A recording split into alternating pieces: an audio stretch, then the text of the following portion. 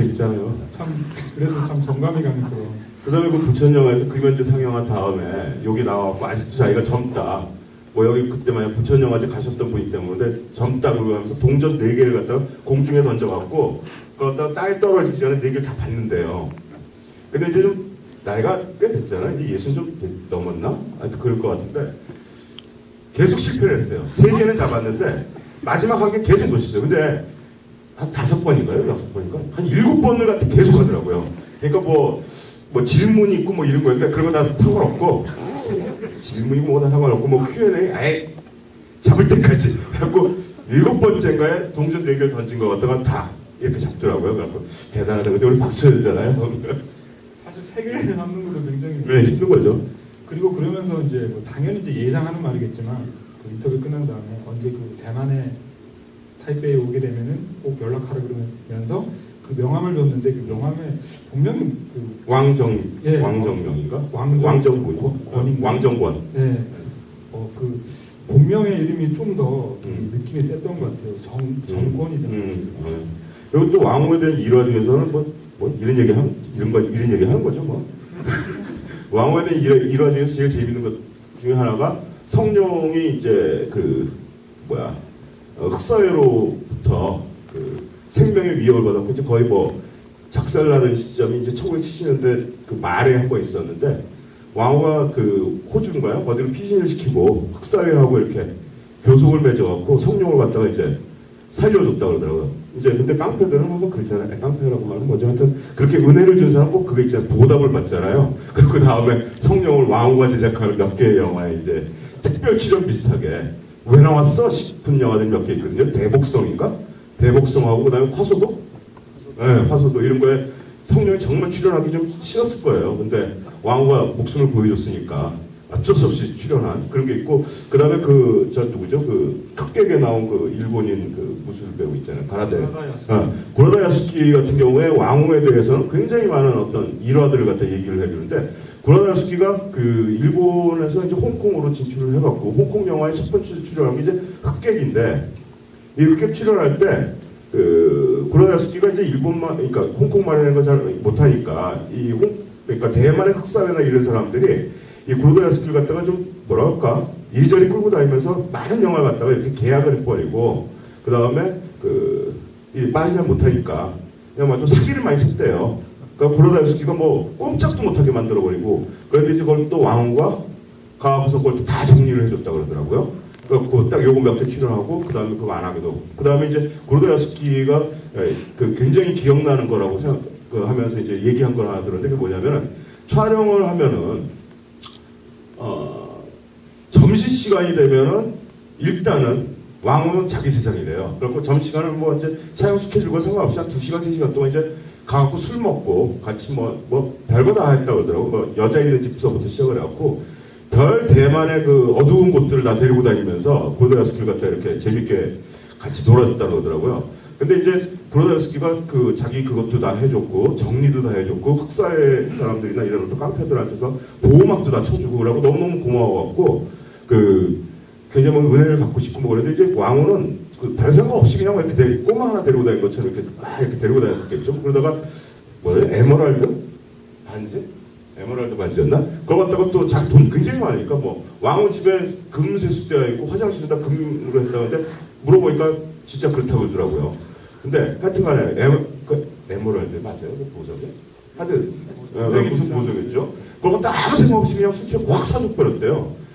고라다 야스키는 그냥 놀랬대요. 어떻게 이런 걸 막 이렇게 살 수가 있어? 그래갖고 한 20년, 30년 후에 왕후를 다시 만나는데 자기가 고이고이 간직했던 그 반지를 이제 끼고 나갔대요. 그래갖고 왕후가 알아볼까봐 계속 이렇게 했는데 이렇게 하고 못 알아보고 이거 당신 사준 거라니까. 그러냐? 내가 워낙 많이 사줘봤어요. 지금 읽고 말았다 그랬는데. 네, 그만할게요.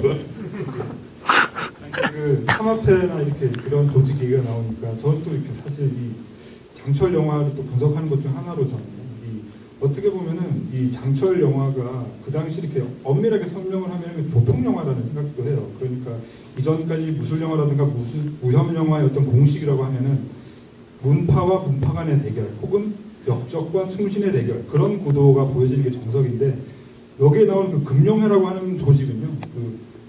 그 당시에 조폭이라고 하는 거 말고는 이렇게 다시 설명할 수 없는 점이 있거든요. 그래서 그 이후에 나온 뭐 장철 깡다 영화의 또 다른 조직도 그렇고 뭐 마영정에 나온 그 조직도 그렇고 어떻게 보면은 이 그 홍콩 영화의 어떤 교풍 영화의 시작이라는 생각도 들고 그런 점에서 이후에 나온 그 저는 그 오우상을 비롯한 홍콩 노아르의 수많은 작품들 상업회 영화들이 어떻게 보면은 그것이 이제 그 스타가 등장하고 어떤 남성적인 모습을 보여줘서 장철의 영향을 받은 게 아니라 기본적으로 그런 상업회 영화, 조폭 영화라는 그런 구도를 가지고 있기 때문에 영향을 받았다고 말하는 게 정확한 게 아닌가 뭐 그런 생각 좀 해봤습니다. 맞아요. 지금 이 금연자의 승자원이라고도 이거는 무슨 문파가 아니잖아요. 그냥 그 깡패들 집단이잖아요. 맞아요. 그래서 그 보면은 그 무술 영화나 무협 영화에서 의상을 가지고 악당과 선한력이 구별되는 것도 이 장철 영화인 것 같아요. 그래서 그 보통 다른 뭐 호금전의 영화들을 보면 의상만으로 누가 아군이고 적군인지를 알 수 없는데 이 장철 영화에 등장하는 악당들을 보면은 인상만 봐도 악당이라는 확실히 알 수가 있어요. 뭐 어디서건 뭐 고증도 안 된 것 같은 뭐 두건이라던가 뭐 형형색색의 그 옷들을 보면은 그냥 악당들이구나 뭐 그런 걸 바로 알 수 있을 정도니까요. 그러니까 이 장철 감독 같은 경우는 이제 호금정 감독하고 틀리게 고증이나 이런 것보다는 그러니까 말하자면 홍콩 웨스턴을 만들고 싶었던 것 같아요. 그죠? 네. 그래서 엄밀하게 또 비교가 되는 게 이제 그 호금정 감독의 영화는 어떤 그 정의심, 그 공명심이다 뭐 이런 것들이 굉장히 중요하고 액션에서 어떤 그 미장센이 중요하고 뭐 비상하거나 이럴 때도 보면은 뭐 딱히 핸들들을 쓰지는 않는 것 같은데 피도 그렇게 등장한다고는 할 수 없고요. 피도 안 쓰죠. 네. 네. 근데 이제 장철 감독 영화는 워낙 그 핸들과 어떤 그 과도한 공격성과 유혈이 남자한 장면들 그런 것 때문에 그 이제 호금정 감독을 좀 비교하고 싶은 게 이제 호금정 감독은 충의, 뭐 충신 이런 것들에 대해서 굉장히 많은 부분을 할애해서 얘기를 하는데 그 장철 감독은 그런 것들에 대해서 별 관심이 없는 사람 같아요. 뭐 의협 이런 것도 관심이 없는 사람 같고, 그러니까 사실 뭐 협의라는 것이 생긴 것은 그 뭐 협의 먼저인지 배신이 먼저인지 그건 알 수가 없는 건데 아무래도 배신이 너무 많으면 협의라는 그 어떤 윤리를 갖다가 만드는 것 같고 또 반대로 협의라는 윤리를 갖다가 너무 강조하다 보면은 그것들에 대한 반대로 배신이 또 부각될 수밖에 없는 것 같고 뭐 이런 것들 같은데 협의라는 것이 그 우리가 알듯이 그 남자와 남자끼리 뭐 강인한 어떤 무슨 뭐 윤리 뭐 이런 것들이라고 보기에는 좀 아닌 것 같고 협의라는 것은 그 말하자면은 가장 이제 억눌린 자들이 자기들 자신들이 서로가 서로를 보호하거나 아니면 서로가 서로에서 생존키 위해서 만들어진 어떤 규약들, 그러니까 지금 우리가 이렇게 힘들게 살거나 또는 이렇게 억압된 상태로 살 때 만약에 너하고 나하고 협을 맺는다라는 것은 내가 죽으면 너도 같이 따라 죽어야 되는 것이고 뭐 이런 어떤 것이라고 저는 생각을 하거든요. 그리고 그게 협의라고 저는 생각을 해요.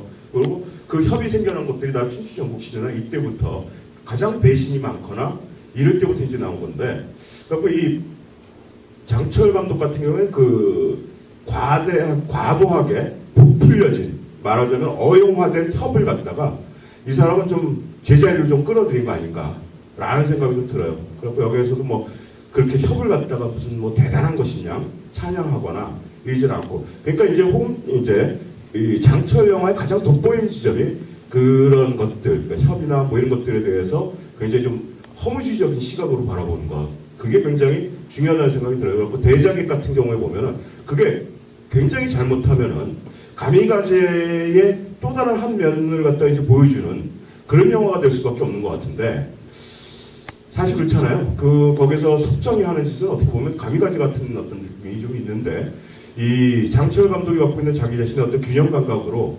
가미가제로 가지 않게 말하자면은 세상에 대한 어떤 그 허무주의나 어떤 이쪽으로 그걸 갖다 좀 돌려보내므로 해서 그런 어떤 우국이나 아니면 명예, 충성 이쪽으로 갖고 너무 영화가 단순하게 돼버리는 것 갖다가 막아버리고 다음에 좀 더 많은 생각을 할 수 있게끔 이렇게 가는 그런 기제들이 좀 발휘되는 것 같아서 저는 장철 감독이 상당히 그 당시에 이것저것을 많이 생각한 감독이고, 영화라는 것에서 애들 영화, 그러니까 무협 영화나 무협 소설이나 이런 것들이 애들이 보는 그 말하자면은 애들 같은 생각, 협의라고 하면 뭐 어쩌고 하고 명예, 뭐 충성 다 애들 생각인데 그런 애들 생각을 좀 어른들 생각으로 바꿔는 대단히 중요한 감독이 아닌가라는 생각을 좀 해요.